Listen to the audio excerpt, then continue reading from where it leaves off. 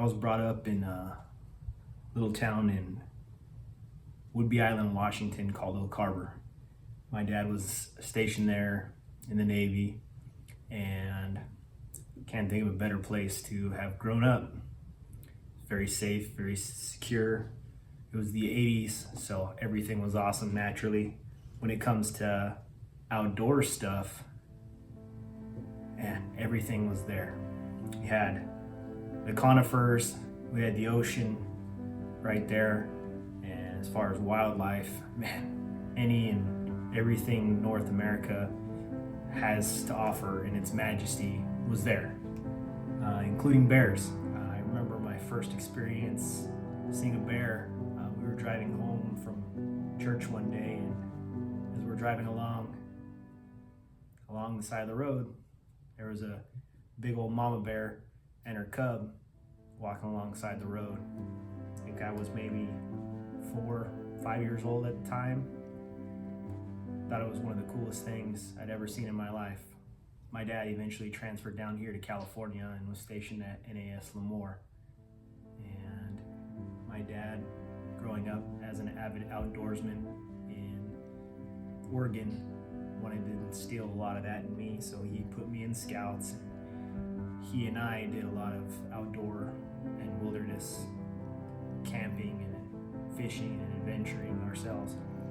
And California, different, but yet still beautiful.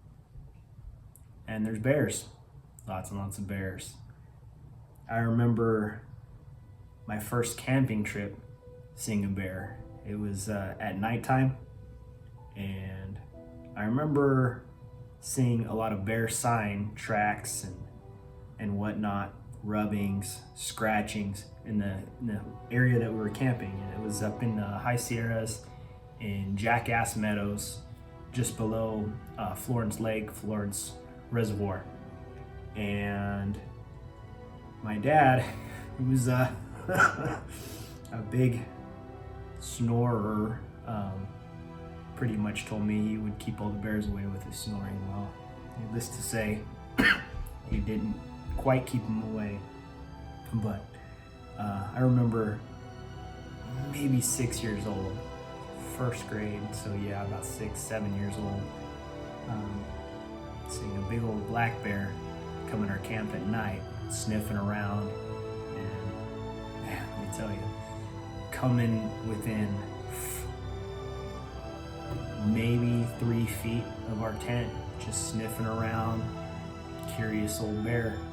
And those are just some of the memories that I'll never forget early on when it comes to bears. So if you haven't noticed our guest already, today we're talking about bears.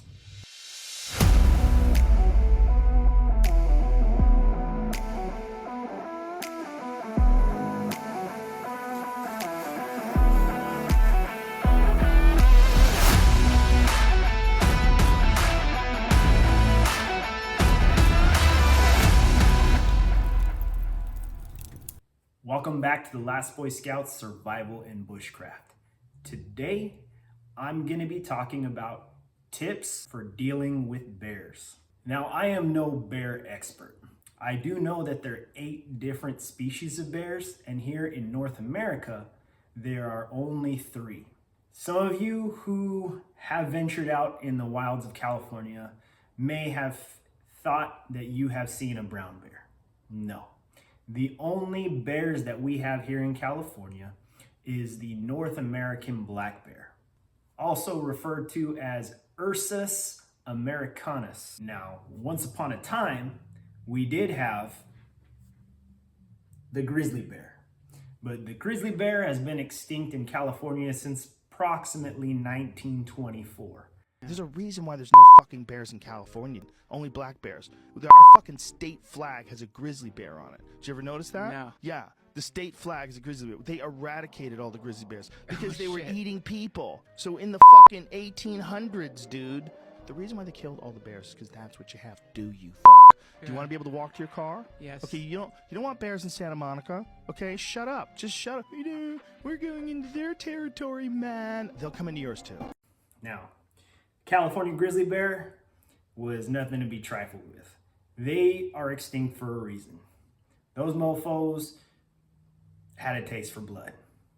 They, as the California settlers came in, as the Spanish conquistadors and settlers came on through, as they basically invaded their territory, the bears fought back, and they loved people. Let's just say that. Saw me, and it was hungry.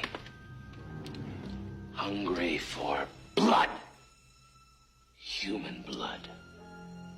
You see, once a bear gets a taste for blood, it craves it. It needs it. It will do anything it can to get it. That bear had become a man-eater. Another name for the grizzly bear is Ursus arctos. Let's just say grizzly bears were the shit. They were revered by the Native Americans as being almost an equal. They were referred to as brother bear. And a Native American brave who was to hunt and kill a grizzly bear was revered well above a Native American who killed a human enemy in war. That's how sacred and awesome and great the grizzly bear specifically was to the Native Americans. So much so that after they killed the bear, they would take the head and clean it up and take the skull and put it on long poles and basically pay it respect by placing it in certain areas around their land to basically show respect to the spirit of the bear. Come on in, I'm making you a sandwich. Big, big, ooh, big. Big? All right, we'll make a big one. Big bear. Big bear. No, true, out there. We're glad you're home, honey. Big bear, chase. Big bear, chase. What does he say? What? Big bear, chase me.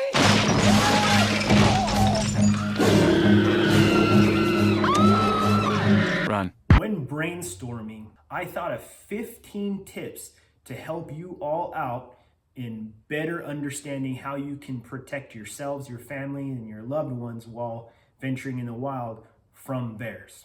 The number one thing that I wanted to hit home is respect. Number one, respect the bear's space. Bears are not celebrities. They don't need you running up to them like paparazzi, snapping pictures at them. The bear's nature is they're going to perceive you as a threat. So my recommendation would be to keep approximately 100 safe yards from a bear that you encounter at any given time. Number two, baby bears. Baby bears equal danger. Anytime you encounter a baby bear, or what you may think is just a baby bear, a cub, is not just a cub or a set of cubs. Mama will more than assuredly be right at their heels. And mama is very defensive of her babies. Recently, while perusing the interwebs, or maybe it was a year or so ago, I came across a video that had gone viral of a mama bear and her cubs up at Lake Tahoe coming down on a hot day to cool off. And here you have a bunch of yahoos in the water in the surrounding areas trying to get as close to this mama bear and her cubs as they can, just so they can get a good Instagram shot. One of the dumbest things I've ever seen in my entire life. Here's a clip.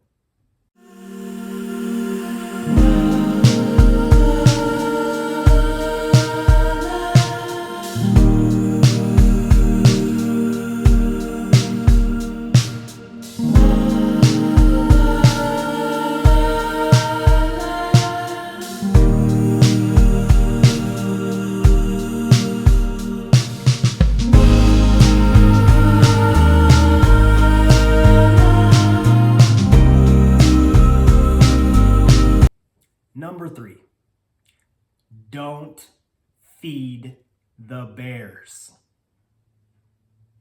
Bears can feed themselves.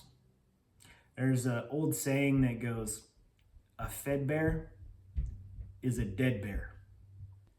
And that brings me to us as visitors in nature. Now, the way we go to nature and find nature is the way we should leave nature, unless we come upon a mess that somebody else has made. When in nature, clean up after yourselves. Don't litter. Don't burn your trash or bury your trash. Pack it in, pack it out. Don't feed the bears. When you do stupid things like feeding the bears, you deprive them of their instinctual ability to acquire food for themselves, especially young bears like cubs. Once they create those bad habits, they're going to basically depend on them and become reliant on people feeding them or acquiring food from sources where they ought not get that type of food. And let's be honest, the things we throw away in concert with food, we have other harmful materials and chemicals and plastic and things like that. And to have the bears consume those, they're just gonna get sick and die, acquire diseases, and those things are gonna be spread to the rest of the wildlife through their fecal matter or just through diseases that they may acquire and then pass on to other animals. You never know. So don't litter, don't feed the bears. Okay, number 4. One important habit that I picked up from my father growing up is anytime we would go out into the wilderness, when there was an available ranger station that was open en route to wherever we were headed, we would always stop by the ranger station and pick up a report, a verbal report, or read any postings of things that were going on in the area. We always wanted to be cognizant if there was a wildfire, if we could or couldn't burn during a specific time, what the current limit was on fish, if there was any heightened mosquito activity, if the bears were coming up into the camps more frequently, things like that.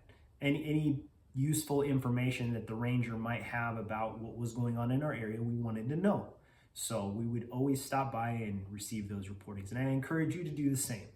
Especially here in California, we have some pretty great ranger stations available, and those individuals that work there are pretty knowledgeable with what goes on in their specific areas. So hand in hand with ranger stations, we live in a time of upgraded technology, okay?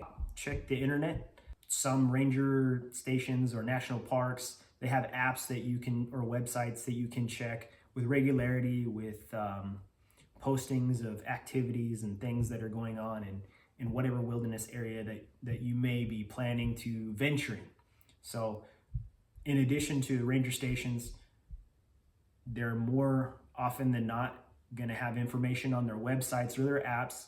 And then once you get to the specific area where you're at, if you're going hiking, and there is always going to be a trail billboard with postings and warnings, things like that. Some of the more common ones that they always warn about is to put away your food and your litter for the bears, warnings about mountain lion activity, warnings about snakes and ticks. Those are usually the more common ones.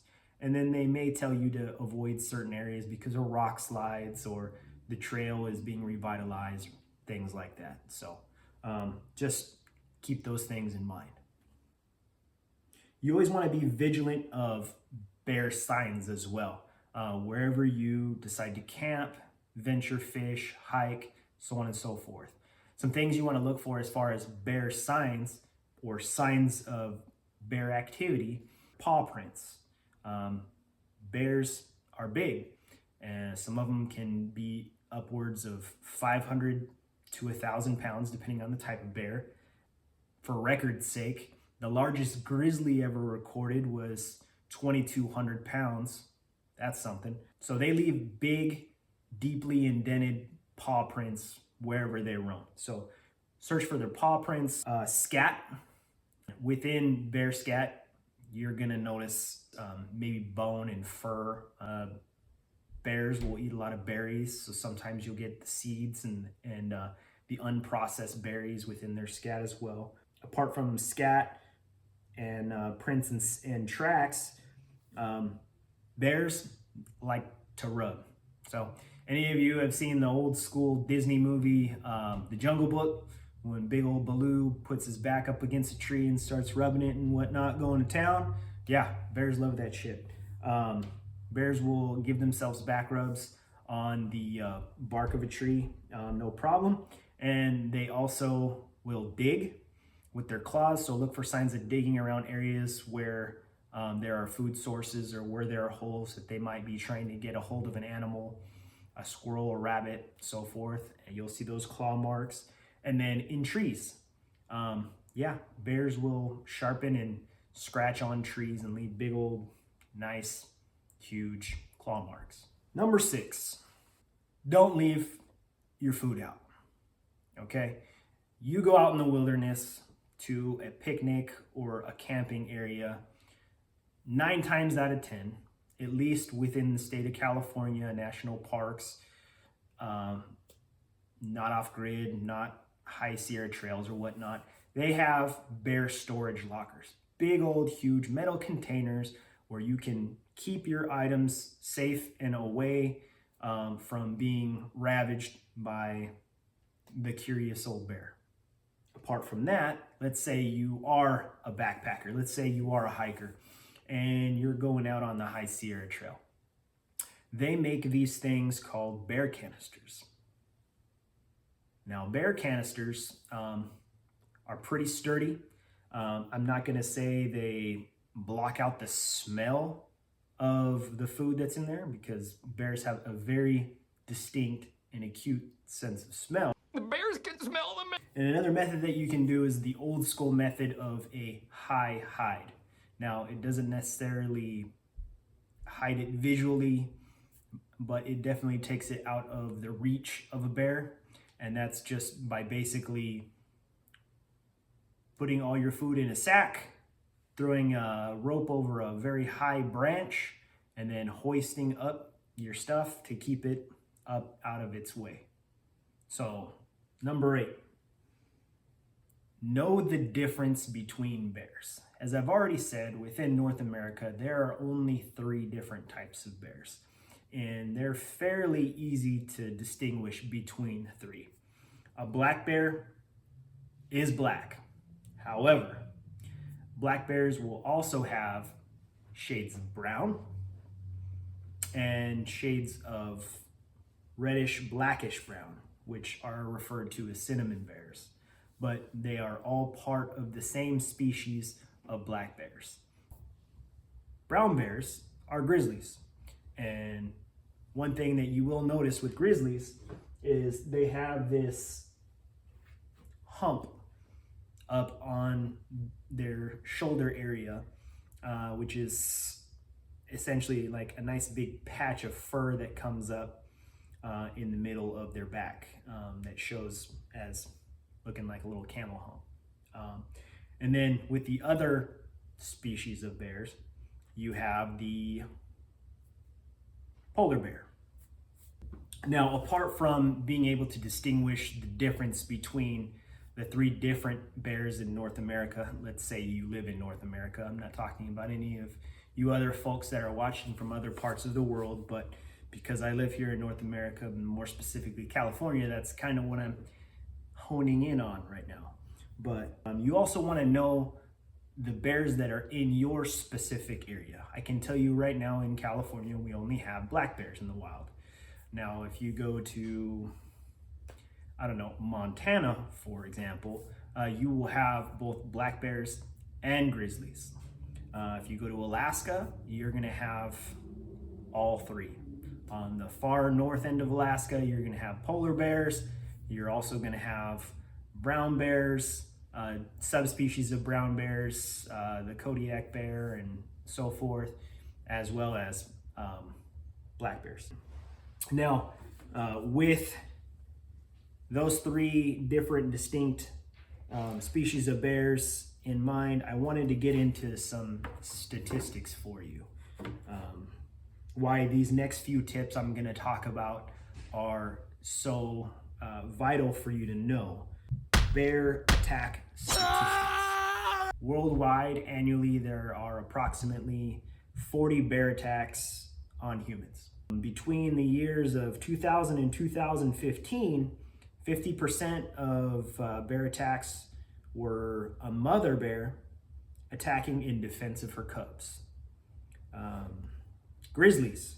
Grizzlies are the most aggressive and have a bite force of approximately 1,200 psi, pounds per square inch.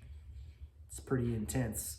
I already mentioned this. There are 8 species of bears worldwide.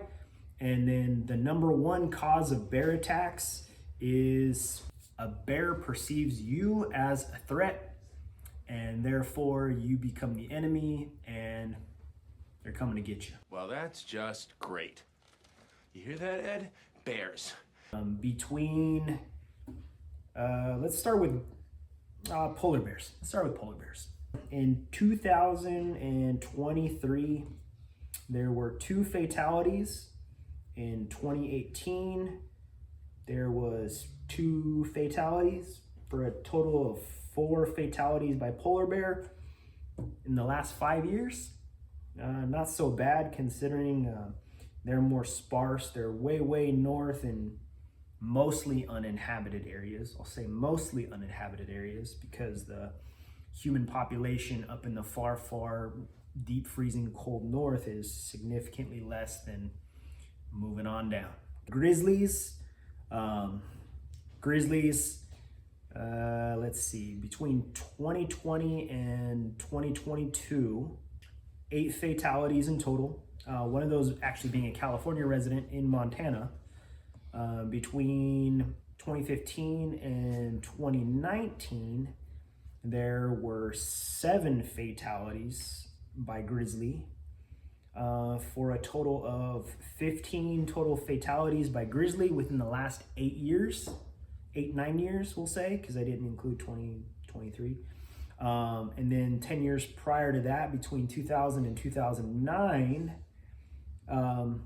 there was a total of 10. So within the last 19, almost 20 years, about 25 fatalities by grizzly. Black bears. Okay, black bears. Within the state of California, there are approximately 30,000. The statistics say about 30 to 35,000, but we'll come up with a more round, even number. About 30,000 black bears just in the state of California.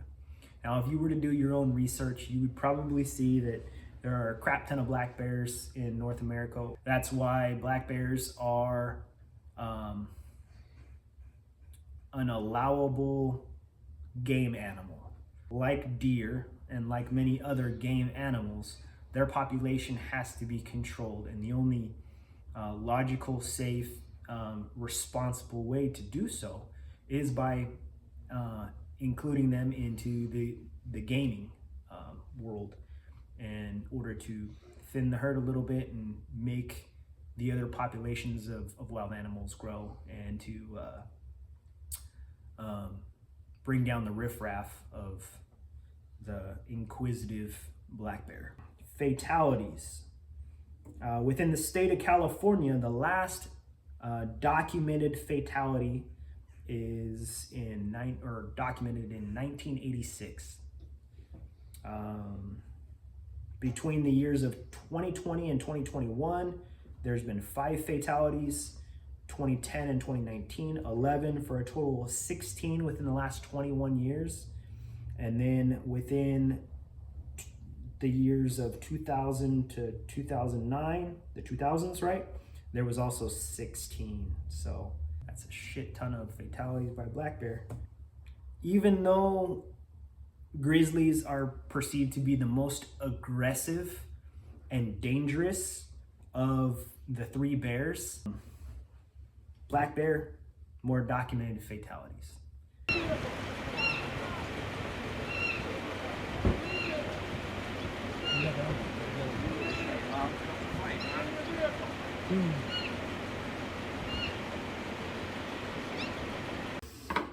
All right, number 9, black bears are curious. Black bears specifically have a very curious nature. So they smell something, they see something, they're gonna go investigate it. They're gonna go up to it. So keep that in mind for all of you paparazzos out there thinking it's cool to come up to a mama bear with her cubs trying to cool off in Lake Tahoe. May not want to make that approach. All right, bears can climb. Check this clip out. Oh God.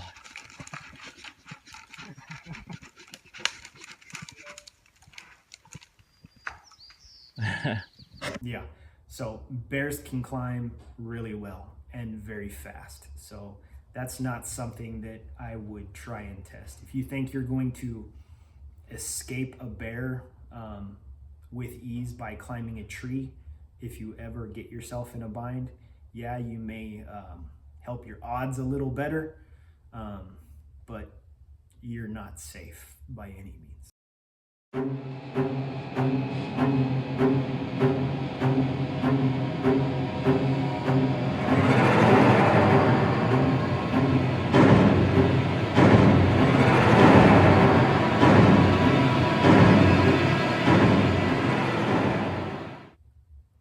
Number 11, don't run from the bears.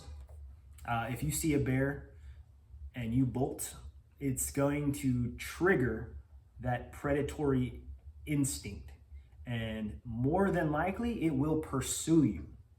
Now, black bears alone have been clocked at approximately 30 miles per hour. So I don't know how fast you run. I know I'm not that fast. I mean, I can be fast when I need to be, but 30 miles per hour is pretty friggin' quick.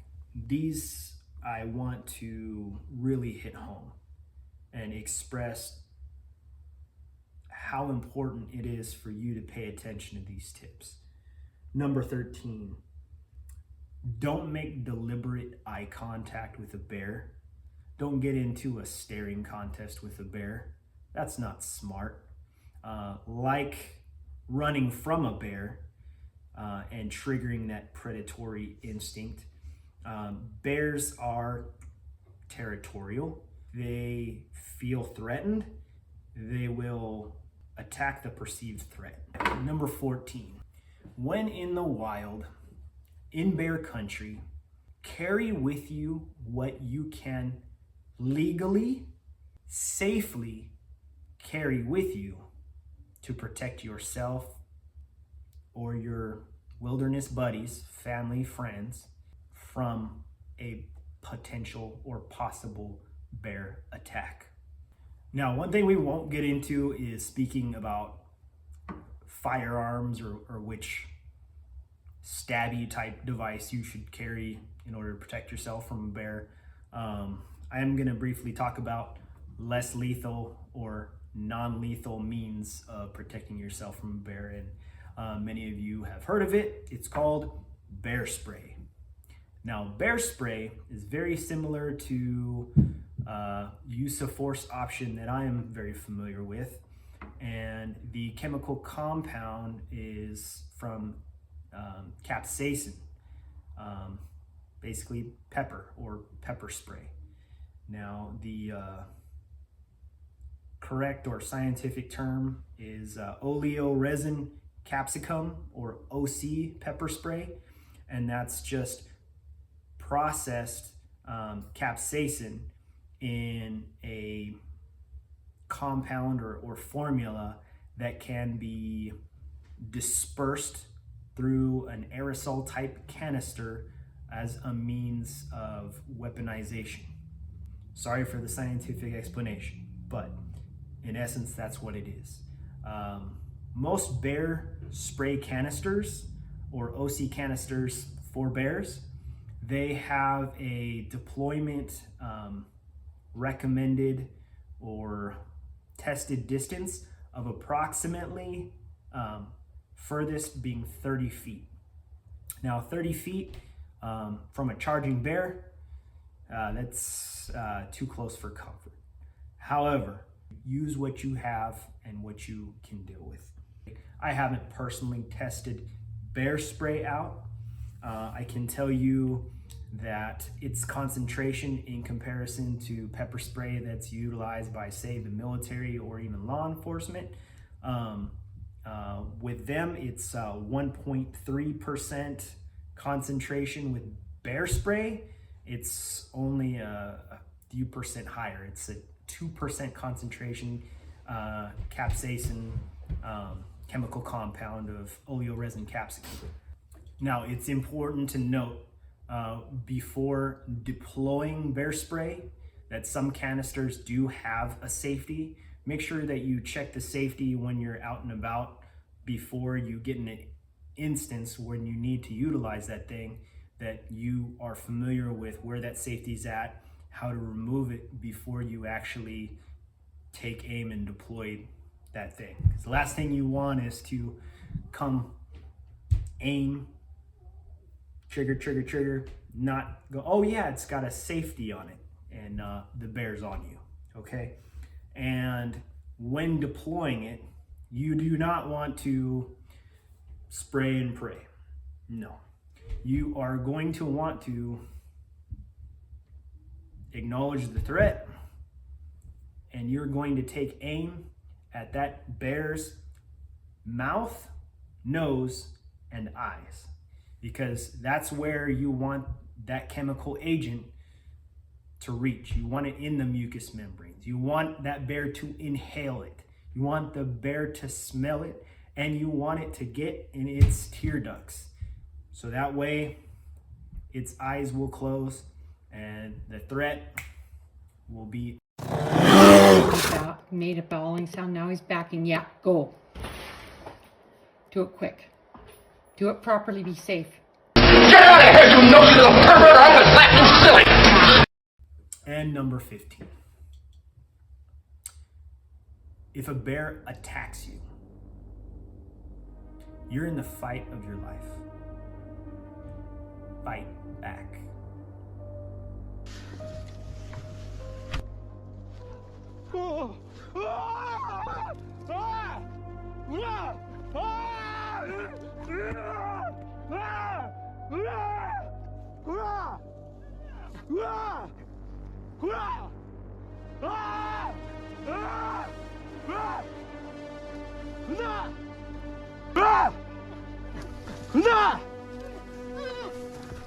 On the bear, there are sensitive spots. There are weaker points, I guess you could say. If it ever came down to it, the eyes, the mucous membranes, the nose, and even an open mouth, gag, could potentially save your life. Now, whatever you have available to you to defend yourself with, whatever bear jitsu you know, have at it. Whatever you do, stay safe, stay vigilant. Knowledge is your weapon. Be prepared.